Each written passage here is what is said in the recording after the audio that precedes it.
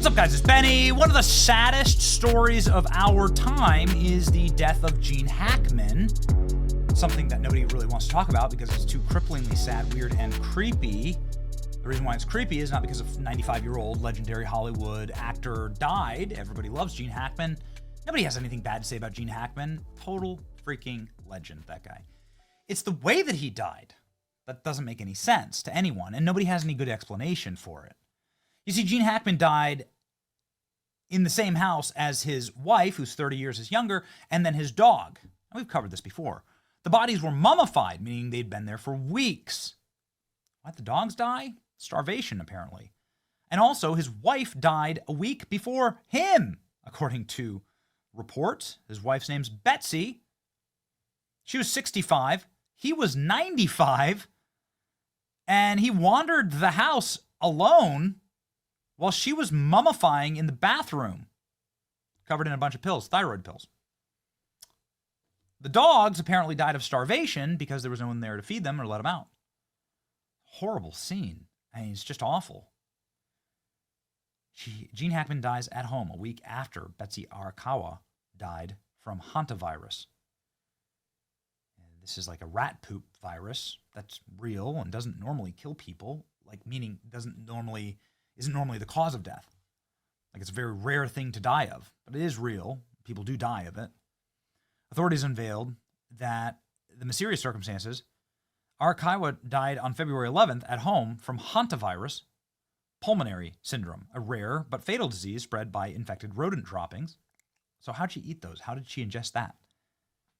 What's going on? Hackman, in an advanced stage of Alzheimer's, apparently unaware that his wife was dead, wandered the house alone and then died himself of like a stroke, effectively. Like his heart just gave out. He was in very poor state of health. He had significant heart disease, and I think ultimately that's what resulted in his death, said the medical investigator, Dr. Heather Jarrell. It's quite possible that he was not aware that she was deceased. It's like so sad to think about. It's like painful. Santa Fe sheriff said that Arakawa's last known outing was a round of errands and shopping on the day that she died. She visited a pharmacy, pet store, and a grocery store before returning to the couple's gated neighborhood that evening. But that's where it gets interesting. We've covered all of this up to this point, even though this is still strange, right? Arakawa stopped answering emails that day. The couple's cell phone communications have not yet been analyzed. Hackman's pacemaker, last known signs of activity a week later, indicating abnormal heart rhythm the day that he died. Again, Hackman's death, he was found in the home's entryway. She was found in the bathroom. Their bodies were decomposing in a mummification state because of the Santa Fe's especially dry air at an elevation level of 7,200 feet. But he was found like collapsed without his cane. Many experts believe that the severity of the Alzheimer's disease that made him unable to deal with his wife's death in the last week of his life or seek help after she died. So that's the possible explanation here. But now things get crazy. Because his wife is apparently making phone calls as a dead person. Huh? Okay, so she goes shopping on the 11th. She comes home, and then she dies of hantavirus. All right. I guess. And then he dies a week later. He's just wandering the house with Alzheimer's. Santa Fe Clinic says Gene Hackman's wife called them the day after she died. Huh? The county sheriff office has confirmed that Betsy Arakawa made a phone call on the 12th of February, disproving their initial belief that she had died a day earlier. Well, this is very strange. So what's going on here? A private healthcare clinic in New Mexico has cast doubt on the official findings of the death of Gene Hackman and his wife, Betsy. Dr. Josiah Child, the head of the Cloudberry Health in Santa Fe, where the couple lived, told the Mail on Sunday, Mrs. Hackman didn't die on February 11th because she called my clinic on February 12th. Postmortem results indicate that Arakawa died of hantavirus, a rare rodent-borne respiratory disease. Why? How is she eating rodent pellets? Like, could somebody explain this to me? Why is she eating rodent pellets? So she's eating like rat poop? Really? Really? Like, she's multi-million. Their estate's worth $80 million. Their estate's worth $80 million. And she's like somehow eating rat poop inside of their $5 million mansion. They were found by their housekeepers. I mean, they had plenty of people that were there to clean and housekeep and tend garden. That's who found them, actually. So again, that's very strange.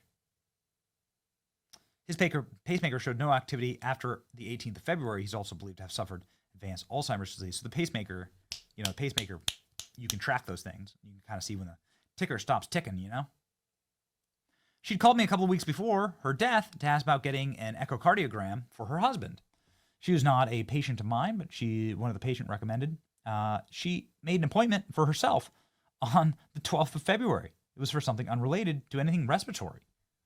Dr. Child added that 2 days before her appointment was due, she canceled it, saying her husband was unwell. All right, that's fine, 95-year-old with Alzheimer's. She then called back on the morning of the 12th of February and spoke to one of our doctors. That afternoon, we made her an appointment. She never showed up. She didn't show any symptoms of respiratory distress. The appointment wasn't for anything related to hantavirus. We tried calling a couple of times with no reply. Dr. Child also confirmed to the BBC that Arakawa described some congestion, but didn't mention any respiratory disease, any shortness of breath, any chest pain that you would see in hantavirus. So then she just drops dead of it?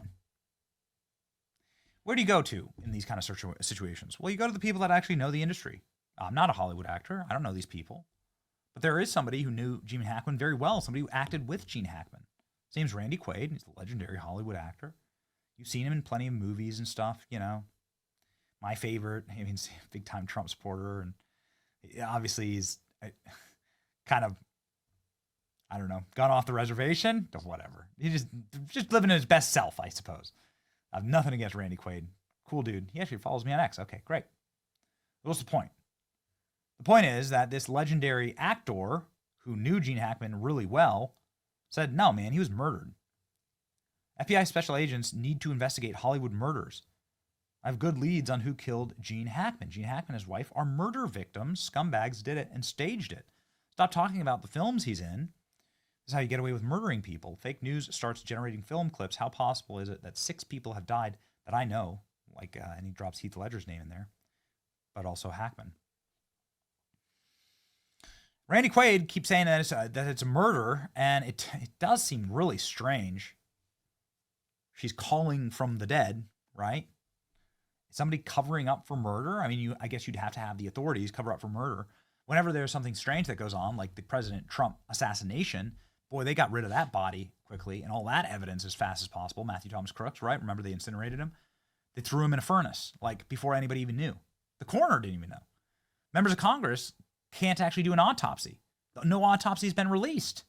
We don't know what drugs the guy was on, if he had a Neuralink in, if he had some type of who knows? Who knows? Okay? All I'm saying is maybe it was nothing, maybe it's everything, but they haven't released any of the information. So much in the autopsy. Are they rigging this autopsy? They did this with George Floyd. George Floyd clearly died of a fentanyl overdose, obviously. That is 100% provable, verifiable, inarguable fact. It's done. It's set. It's finished. That George Floyd died of fentanyl overdose. The end. But they wouldn't release that autopsy. They wouldn't let anybody see that. They needed a specific narrative out there. So it certainly wouldn't be the first time that we'd say, oh, she died of hantavirus. Well, what the hell is that? How did she get that? The doctor said she didn't sound bad at all. And then suddenly she's supposed to have died a day earlier, but she's on the phone with the doctor talking. The day after she's supposed to die, and she doesn't say she has any symptoms. She's calling about her husband, who's, again, 95, got some health problems, got ticker problems. What's going on? None of it adds up, man. I really hope that we get the truth. None of it adds up. I hope that they do a full independent investigation with people that are deep skeptics, clear eyes, and have access to all the information, data, the photos. I mean, have they really done a full criminal investigation to see that there was no other people inside of that home? They looked through all of the cameras in all the neighborhood. Was there any mysterious cars or vehicles or anybody going in and out of that home? It'd be nice to find out. Anyway, I'm just saying this because I love Gene Hackman. My favorite Gene Hackman movie, Royal Tenenbaums, from Wes Anderson. Don't at me. I freaking love that movie. Gene Hackman's a legend in that movie. He's royal. He's Royal Tannenbaum. That's just me. Let me know. The guy deserved better than this, okay? Whatever it is, whatever happened, he deserves a lot better than this. It's your boy Benny. Like, share, and subscribe. See ya.